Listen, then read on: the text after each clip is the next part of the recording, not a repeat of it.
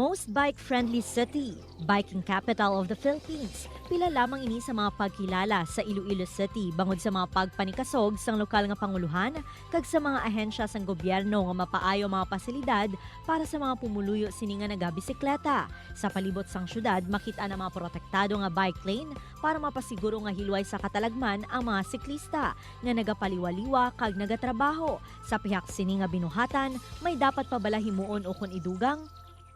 Mga kapuso, makaupod ta sa bunga agang, isa ka cycling enthusiast diri sa Iloilo, si Miss Ira Pahila. Ira, good morning. Good morning! Good morning, viewers! Let's talk about ining imo nga passion, ining biking. San ogid ni nag-umpisa ang hilig mo sa biking? Kag paano ka sino nag-impluwensya sa imo?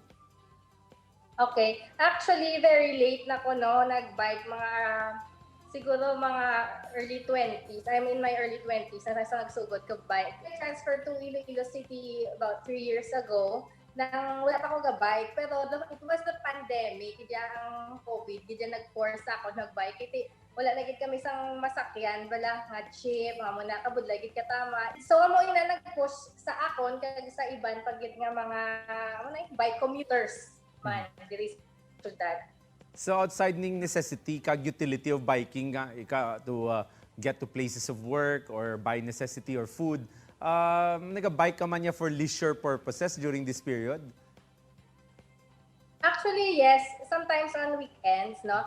So, actually, wala man kami amo ginakalayo. So far, ang naabdan ko pa lang, kaya hindi man gid ko nga athlete gid. Ang naabdan ko pa lang hasta pa lang sa Santa Barbara, Oton, mga short distances lang with a few friends lang, kaya hindi man pwede ka bike nga madamo, no?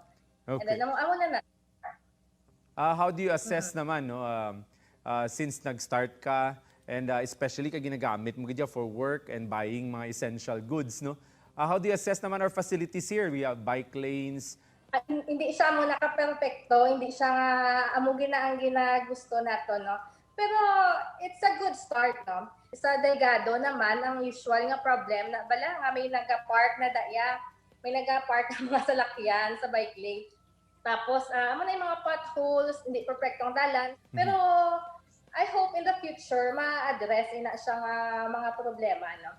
Let's talk about naman yung muno mo gina mga drivers ng private and public utility vehicles. Kamusta man sila? How's their attitude and behavior towards bikers? Let's start with the bad, no? There are bad drivers. Kaya may ara, gid nga daw hindi gid sila yung mag-share sang dalan.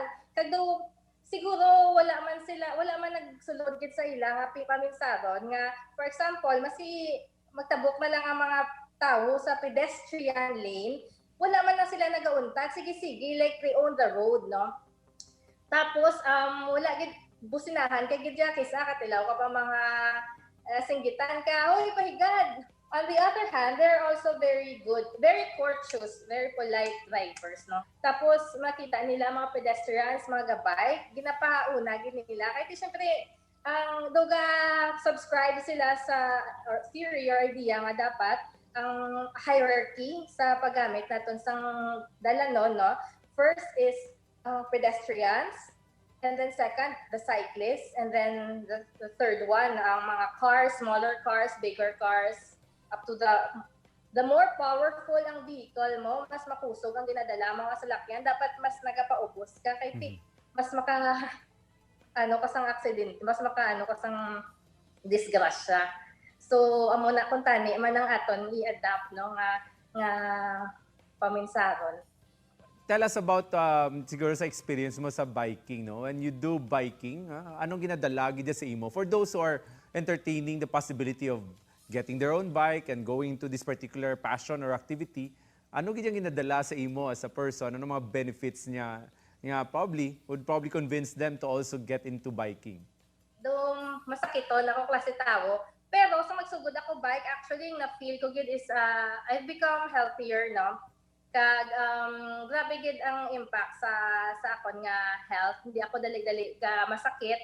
Kisa gani ko nagaulan, I mean bagyo gid nga ulan, no?